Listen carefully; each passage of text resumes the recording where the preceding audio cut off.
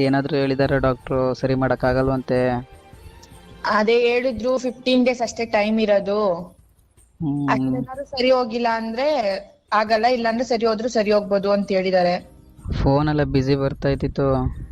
ಅದೇ ಅವಳು ನನ್ ಫೋನ್ ಕಾಲ್ ಮಾಡ್ಬಿಟ್ಟು ಹಂಗೆ ಇಟ್ಬಿಟ್ಟು ಬಿಸಿ ಮಾಡೋ ತರ ಮಾಡ್ತಿದ್ದಾಳೆ, ನೀನ್ ಕಾಲ್ ಬಿಸಿ ಬರ್ಲಿ ನಿನಗೆ ಅಂತ. ಯಪ್ಪ ಯಾಕೆ ಹಿಂಗ ಯಾವಾಗ ತೋರಿಸಿದ್ದು? 1 ವಾರ ಆಯ್ತಪ್ಪ. ಅದಕ್ಕೆ ಈ ಥರ ಆಡ್ತಿದ್ದಾಳವಳು. ಸರಿ ಅಮ್ಮ, ನಾನು ನಿಮಗೆ ಅಮ್ಮಂಗೆ ಕಾಲ್ ಮಾಡ್ತೀನಿ. ನೀವು ಹೇಳಿದ್ರೆ ಅಂತ ಹೇಳ್ಬೇಡಿ ಏನೋ, ಸರಿನಾ? ಸರಿನಪ್ಪ ಆಯ್ತು. ನಾನು ನಾಳೆ ಬಂದು ಮನೆಗೆ ಬಂದು ಮಾತಾಡ್ತೀನಿ. ಹೆದರ್ಕೋಬೇಡ, ಅವಳಿಗೆ ಏನೂ ಆಗಲ್ಲ, ನಾನು ನೋಡ್ಕೊಳ್ತೀನಿ.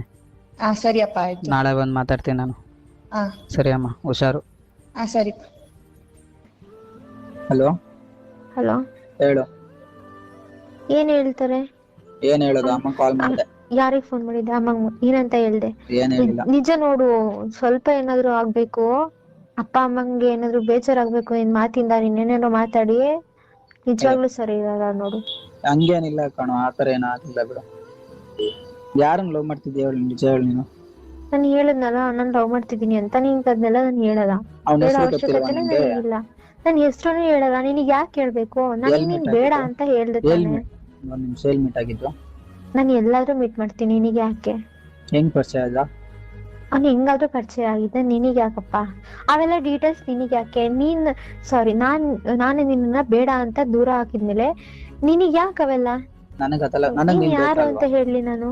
ನನಗ್ ನೀನ್ ಬೇಡ ಅಂತ